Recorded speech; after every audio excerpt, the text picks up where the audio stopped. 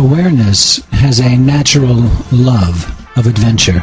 We are conditioned to believe that our journey as a being of awareness simply ends with a reunion with the first element, and that's it. That's the end of the ride. That way of thinking doesn't inspire excitement. Awareness wants to continue with adventure. It's been subtly conditioned to believe that after this life, there is no more adventure, so it stays hooked on the cheap drama of this material world.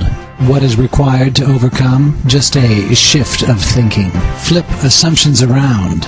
The assumption being that the journey ends after this life, when in reality, the journey is simply continuously beginning. Mercy is a quality of the first element.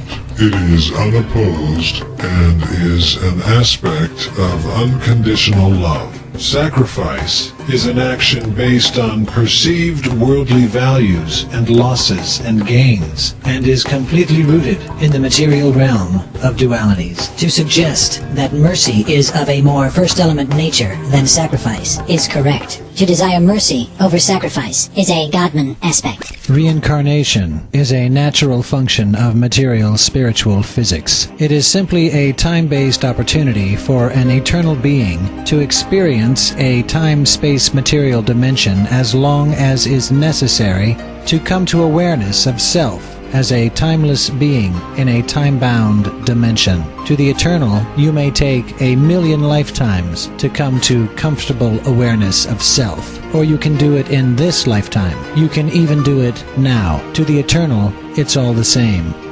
I cannot overemphasize how truly unimportant reincarnation is above its function of providing a second element vehicle for first element awareness to come to awareness of first element status while in a second element material realm. Sin is when you let material distractions keep you from flooding this material dimension with as much unopposed joy and unconditional love as your love aperture will allow through. Any opportunity missed to manifest first element awareness in this world is a sin.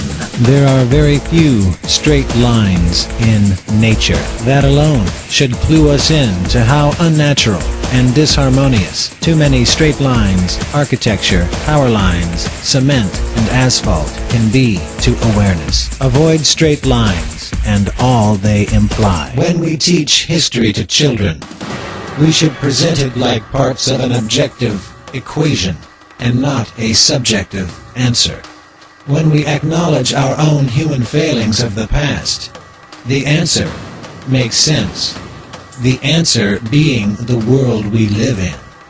Explain honestly how and why things were before awareness became the new standard.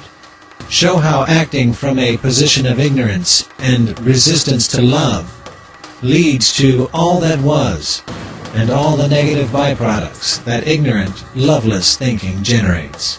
What are those ignorant, loveless byproducts generated by ignorance of truth?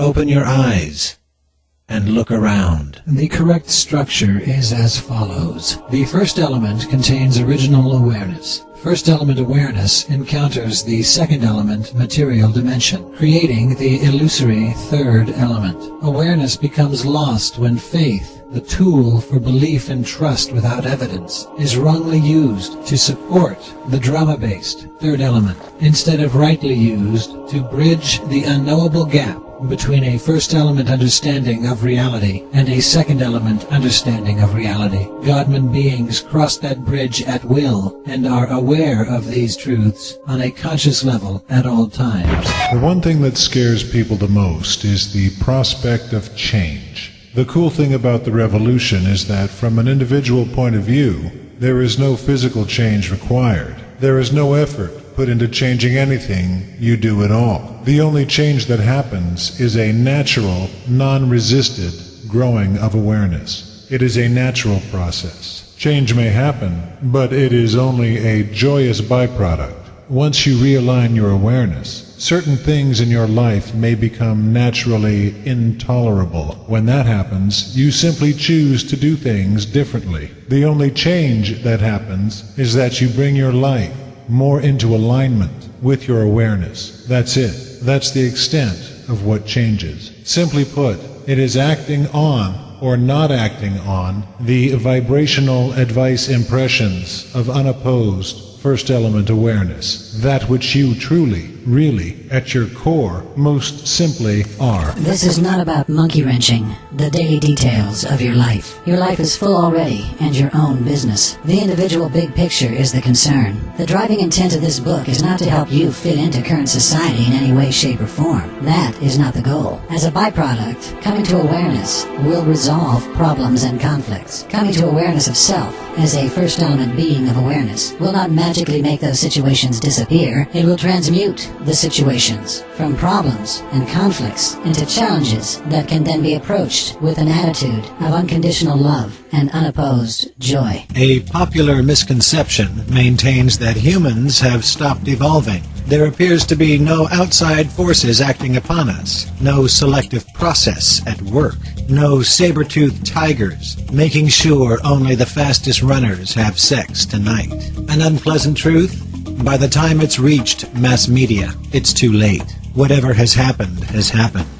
A reality? GMOs, genetically modified organisms, produce, genetically mixed and matched, spliced, to enhance certain qualities, greater resistance to disease and insects, growth enhancers, etc. Vegenetics. The food we eat and the food of the food we eat has been genetically modified, potentially sapped and impurified at a molecular level. Who knows the extent of how vegenetics has affected us physically? Who knows what it may be changing within us? We don't know. Whatever it may be changing, though, it may already have. Potentially. The potential for some kind of evolution is there, latent in just the idea that GMOs have paved the way for a kind of brain evolution that now allows for first element thought patterns. What is God? If we must define the concept of God, it is, simply put, the sum total of all the various manifested possibilities in all possible dimensions in all possible times. That's more than a lot. That's everything. God is nothing less than the unified first element as observed from a diffracted second element perspective. God is the colorless, pure light that results when all the various separate colors are unified. God is the first element. With God, all things are possible. True, but not necessarily in this dimension at this time. But somewhere, at some time, absolutely.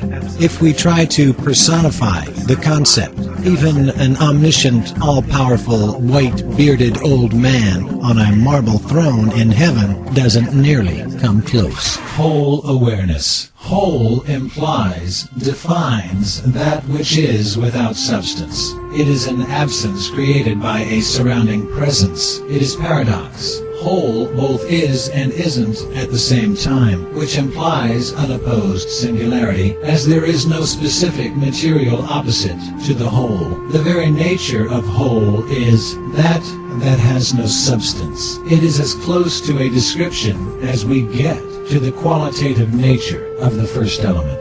That first element association has a lot to do with our fascination for whole awareness and the success of whole awareness as a motivating factor at all levels of existence, physically and spiritually. In fact, you must agree that our very survival as a species depends on whole awareness. So conceptually, if you look closely at whole with a positive attitude, you may find that whole as an idea shape is able to wipe away ignorance and can help reveal your true awareness, which was always there. Everybody has one, just covered up after a lifetime of neglect, just waiting to be revealed. I say, let the whole wipe you.